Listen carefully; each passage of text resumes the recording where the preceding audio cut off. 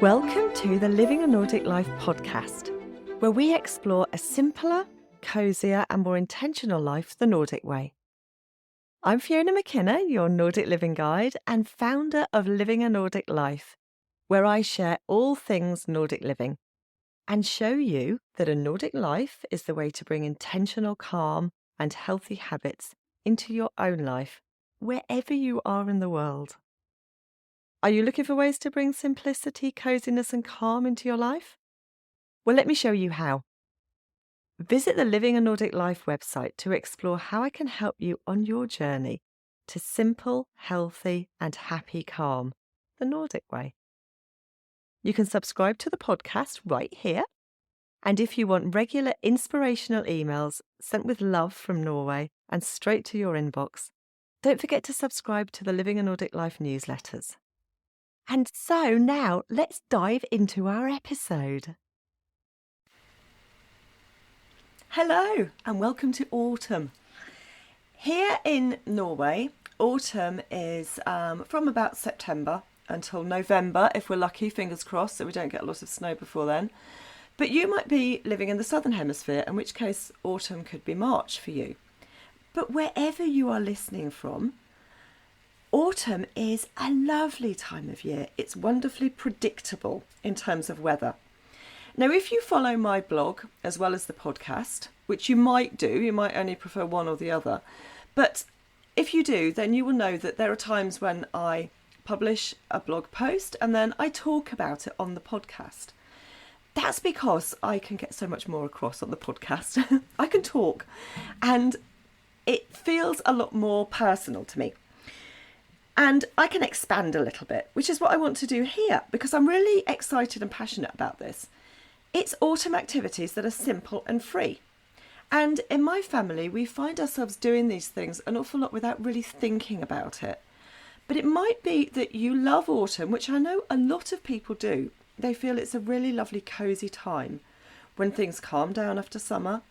The weather is a little bit cooler and it gives us an excuse, really, if we need an excuse, to be inside a little bit more. Excuse me. To light some candles. To maybe light the fire if you have one. And it's a lovely time of year to really embrace.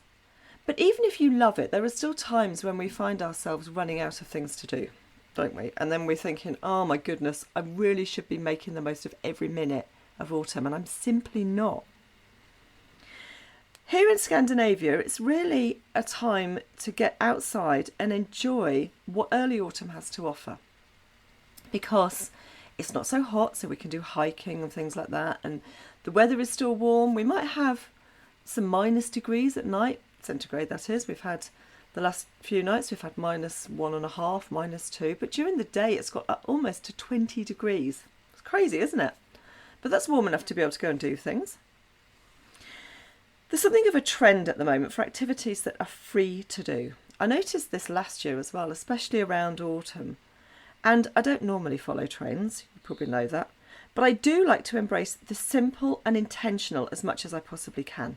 And I know that you like to do the same, which is why you're here listening to this. So, can I share some ideas to get you inspired and spend a bit less this autumn? Yeah? Okay, let's go ahead. We're going to make the most of what is around us. These might be old favourite activities that you have kind of lost touch with, if you like, or you've forgotten that you liked doing, or maybe you'll discover something new, or be inspired to think of something else that I haven't mentioned. Let's hope you do. That's what we're here for. Take a picnic outside. The weather, like I said, is still warm enough to enjoy a picnic on the grass or on a bench. And if it's a bit chilly, why not put on a sweater? That's what we do here. What could be cosier than a picnic among the golden hues of fallen leaves with the smell of autumn in the air?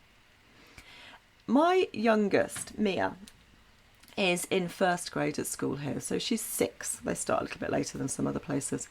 And every single Monday, their teachers take them out, all the first grade. I think there's only 24 of them, there's not very many. But they take them out into the forest and they have outdoor school. And outdoor school is not just being outside learning about nature and science and maths, and they do English outside in the forest as well. not just about that, it's also about cooking things. As soon as they get to where they are going to, they walk, they all have their backpacks, then their teacher lights a fire and they cook things. And it's always something different. I love it. And it's having this food outside, which is so cosy. It can be part of something else. If you want to make your picnic the big event, that's wonderful, do that, that's great. But you can just take food with you as well, which is quite often what me and my family do. We take something with us and the picnic becomes part of whatever else we're doing. But if we didn't take a picnic, we'd really notice that. There's something cosy and welcoming and uplifting about taking food with you, isn't there? It tastes better outside as well. You probably noticed that. Go for a walk somewhere new. Take a different direction. Maybe walk a bit further. Or be adventurous and try a new location altogether. Have a look on a map. Have a look in the local tourist board website. You could do that. They always have walks and different places to go and explore. And try something new. It's inspiring. Makes you feel maybe like you're a tourist in your own town as well. That's lovely, isn't it? Something unfamiliar. Camp for the night. This is a big thing here in the autumn. There's all these events that are organised by the Norwegian Hiking Association mostly, and the outdoor groups. And they try to get everybody, as many people as they can, out for one night of camping on a certain night. We haven't done it, I have to say, because we go camping at other times. But it's really popular, and it might be a night out with a hammock, come out and have a hammock night somewhere. And some people go out into kind of remote areas, but a lot of people go into organised places like free lift centres where there are a lot of other people and things are organised, but you're still outdoors. It's perfect for this because the nights are still not too cold and there's much less chance of rain in the autumn. It's a very predictable time. And while you're out, why not go on a photo safari? We've all got our phones with us, haven't we, most of the time? And phones have got amazing cameras. Some of the cameras on phones now are way better than the ones you could buy, unless you're going to spend a huge amount of money on a camera. The camera on your phone is brilliant. So why not do that? It's a perfect time to practice some photography. You might not be very good at it yet, but if you keep practicing, you will be. And the colours and the light and the beauty of nature are at their peak. And you have this incredible colour palette. There's so much to choose from. It's lovely. Go on a scavenger hunt. Now, if you've got kids, you'll know that this is a really good thing for them to do. And it's an easy way to get them outside if they're feeling a little bit meh and a bit reluctant to be out. There are some really great scavenger hunts online and you can download them for free or just make up your own. All you need is a piece of paper and either some items to find or pictures of the items or even a drawing or a cartoon. Or if your kids can read, if they're old enough to read, and I was thinking about little ones there, but if they're old enough to read, then write it down. And a nature scavenger hunt helps the little ones love the outdoor just a bit more. It's exciting. They can go and look for things that they've never looked for before. Could be a snail shell, a certain type of seed, special shaped leaves, different coloured leaves, pine cones, certain animals, if you think they might see them, like squirrels. It could be anything. Piece of bark. Use your imagination yourself. It's really fun. And if you want, you could give them a little prize at the end, but you don't have to. Do some autumn crafting projects. Nature is the ideal place to find inspiration and materials for crafts. Everything is out there, isn't it? Or you could go all Victorian and make some crafts from shells, pressed flowers, or leaves. The Victorians loved that. Just Google Victorian nature crafts. I'm sure it'll come up with something. They used to stick shells all over little boxes and they would make pictures out of dried leaves that have been pressed and dried flowers that had been pressed. It's a lovely thing to start some of these autumn crafting projects. Now, I'm going to say something that might be a little bit controversial in October, but hear me out. In fact, it could be controversial at any time of year, and I have done this in January. Prepare for Christmas. It might seem early, but why not take a few hours and check through your Christmas decorations or plan some handmade gifts? The longer evenings and shorter days are perfect for crafting inside with a hot cup of chocolate or a nice cup of some luxurious coffee and maybe a little treat. And you can easily spend a couple of evenings just going through and doing Christmas preparation. You could also start a Christmas card list. Now, every year I'm hopeless at Christmas card lists. I make this vow every year and I always leave it too late, I have to say. I end up doing it like the day before I'm supposed to post them. And from Norway, it can take a little bit of time. A good 10 days or 2 weeks. And quite often the cards either disappear on their way to America or the UK or wherever, or they end up arriving late. But I am always inspired by my friend Karina, who is really organised, and she sends cards and they're beautifully printed things with a little bit about what everybody's doing. I love them. And every year I think, yes, I'm going to be just like Karina and I'm going to get my Christmas cards sorted out and I'm going to send them. So I'm going to do it this year. But it's never too early, really, to start. We can start it whenever, and then we can always just add to it, can't we? Sort things out that you can donate. It's a good time to declutter, I think, when you're coming up to Christmas and you know that you're going to get things. And maybe some of your summer clothes are starting to look a bit, like maybe they need replacing, or you need to mend them, for example, or you have grown out of them, or you just don't want them. Clothes, shoes and toys are all things that we tend to hoard a bit, don't we? Magazines as well in our house. And we try not to, but we just do it. If you haven't used them in a year, do you really need them? That used to be my max. I'm not quite so good at this now because I do tend to keep things a little bit more than I used to. Maybe it's my age. Perhaps I think I just need to keep stuff. I don't know.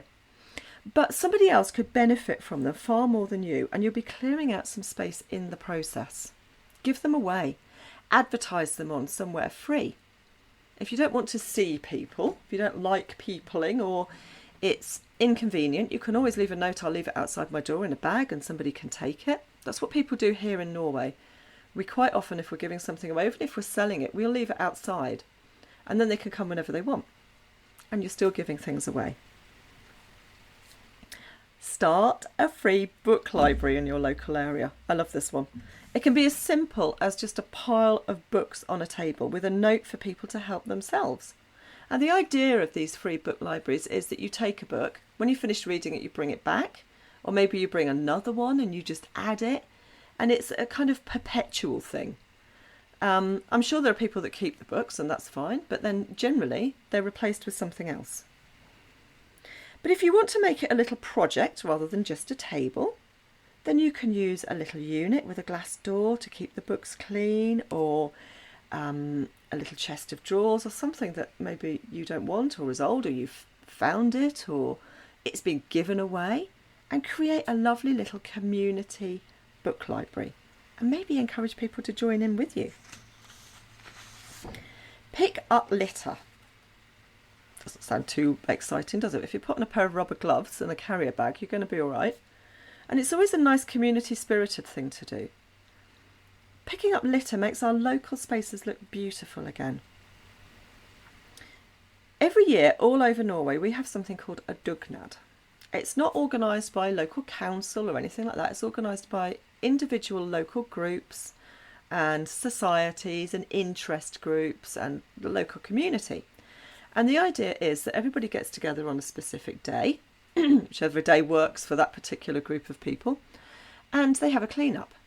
And it can be litter picking, washing things, buildings usually in the surrounding area, clearing away scrub and gardening, and just making that particular area look beautiful. It's a chance for everybody to get together and share in the job of sprucing up a shared space. And then afterwards people usually stop and have a cup of coffee, maybe some cake, a hot dog, and it kind of extends it into a social event as well, but within a framework which people in the Nordics love, a framework of a an organised activity with people who share an interest with you.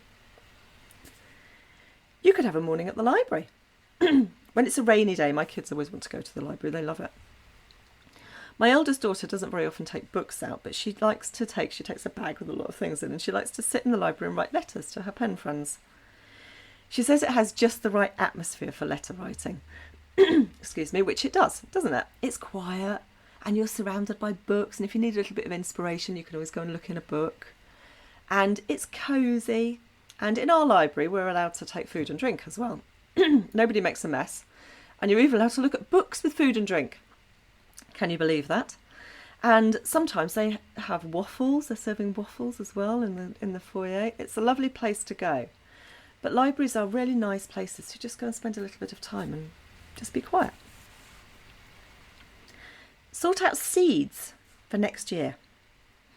Autumn is a time when a lot of gardeners start to think ahead for the spring. We start to buy things in. We like to clean up our tools, clean up our pots, put everything away and check on our seed stash, because we know what has worked this year and we probably want to try it again next year. Maybe we want to try something new.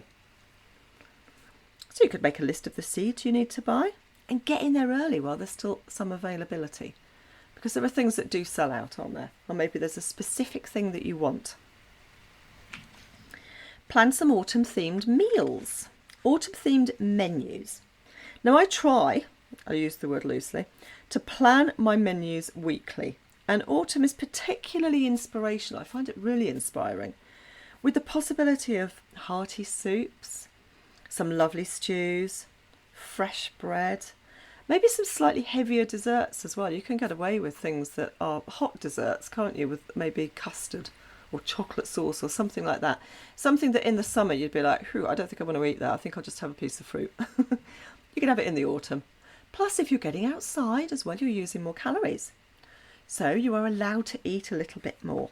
You can eat a little bit more anyway if you want to. Nobody needs to give you permission. You could do that yourself.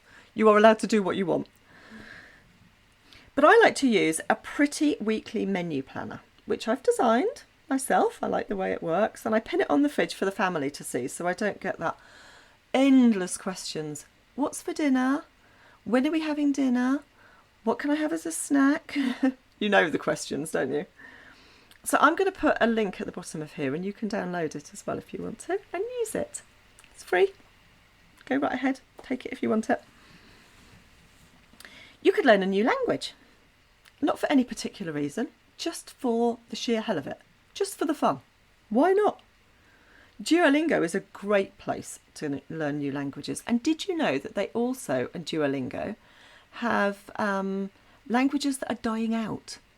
So if you learn those languages, you're doing society a favour. Actually, you're doing a very good thing for society. But it's fun, isn't it, Duolingo? And it feels more like a game than learning.